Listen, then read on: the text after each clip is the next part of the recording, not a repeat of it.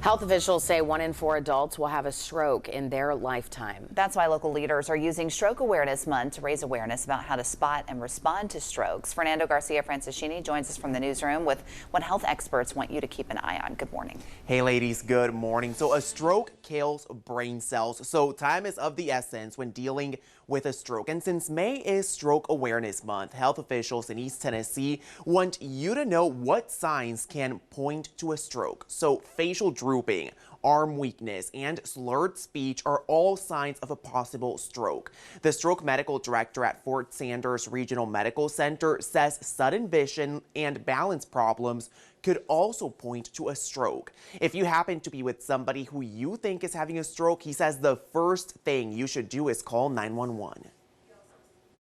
Time is brain, and we know that roughly 1.5 million brain cells are lost every minute that a stroke is left untreated.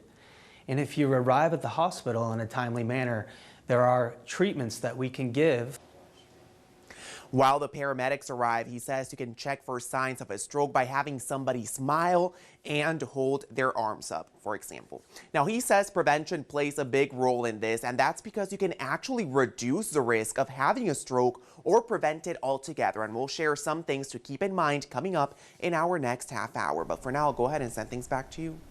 All right, Fernando, good information. Thank you. Well, health officials say 1 in 4 adults will have a stroke in their lifetime. That's why local leaders are using Stroke Awareness Month to spread the word about how to prevent and reduce the risk of strokes. Fernando joins us in the newsroom. Fernando, local experts say prevention is key when it comes to strokes. Yeah, that's right, ladies. Good morning. So the stroke medical director at Fort Sanders Regional Medical Center tells me you can help prevent strokes by making daily healthy choices. He says if you have any health conditions, it's important to keep those in check. So what are some things you can do? So you want to make sure your blood pressure is consistently controlled. Experts say high blood pressure is one of the most common causes of strokes. Diabetes is another big risk factor, so manage your blood sugar.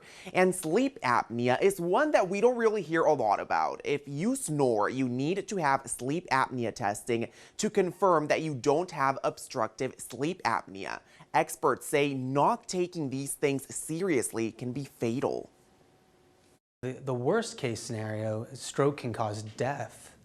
Some patients don't make it out of the hospital, but most people will have certain deficits, and it all depends on what part of the brain is affected.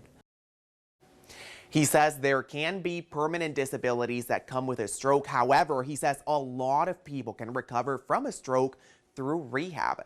As we mentioned in our last half hour, if you're with someone who you think may be having a stroke, the first thing you need to do is call 911. And you can find more information on this topic on stroke.org. Ladies, I'll go ahead and send things back to you. All right, Fernando, thanks so much for the information.